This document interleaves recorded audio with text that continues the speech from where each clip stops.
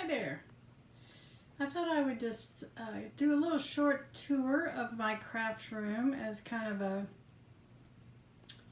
warm-up to getting back into doing videos. I haven't done any in a long time, but I do want to start doing some videos for you guys, some tutorials, and just thought I'd kind of give you a little tour here of my craft room. This is just used to be a bedroom.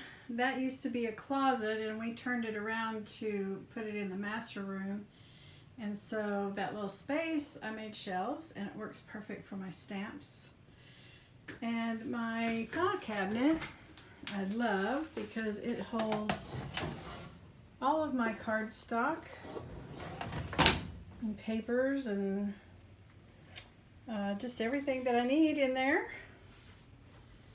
And that is my workspace, but my little sister made that for me. Just a little tour here of my craft room. I love it. Has everything I need, plus a lot of stuff I don't need. So I'm going to be putting together some packets soon to sell on my Facebook page, which is Julia's Stamping Studio on Facebook. It'll be the same thing on YouTube. I hope you guys have a great day today. Take care. Bye.